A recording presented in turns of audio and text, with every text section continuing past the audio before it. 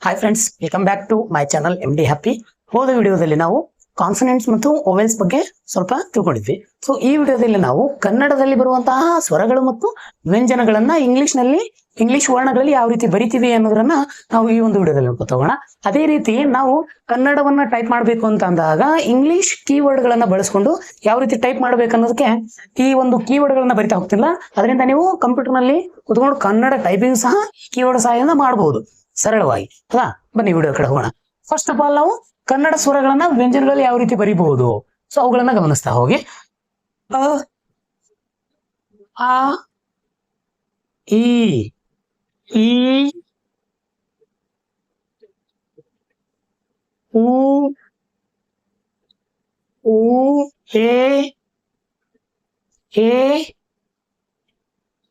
I, ಓ, ಓ, ಔ,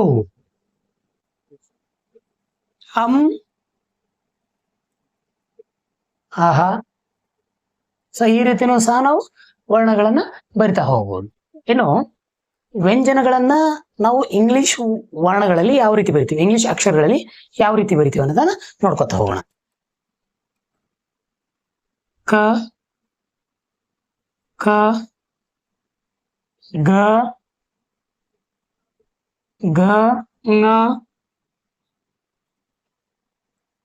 ಚ, ಛ,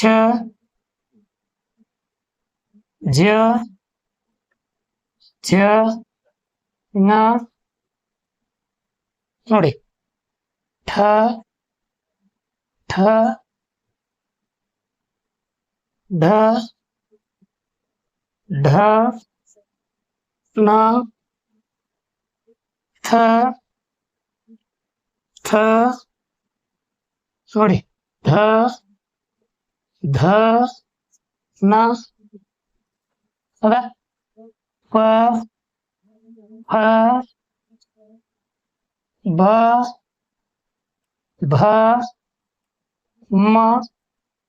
ಇದೇ ರೀತಿ ಮುಂದುವರೆದಂಗೆ ನೋಡಿ, ಯ, ರ, ಲ, ವ, ಶ, ಶ, ಸ, ಹ, ಳ. ಅದೇ ರೀತಿ ಮುಂದಿನ ತರಗತಿಯಲ್ಲಿ ನಾವು ಈ ಸ್ವರ ಮತ್ತು ವ್ಯಂಜನಗಳ ಇಂಗ್ಲಿಷ್ ವರ್ಣಗಳ ಶಬ್ದಗಳಲ್ಲಿ ಉಚ್ಚಾರಣೆಯನ್ನು ನಾವು ಮುಂದಿನ ತರಗತಿಯಲ್ಲಿ ನೋಡೋಣ ಸ್ನೇಹಿತರೆ.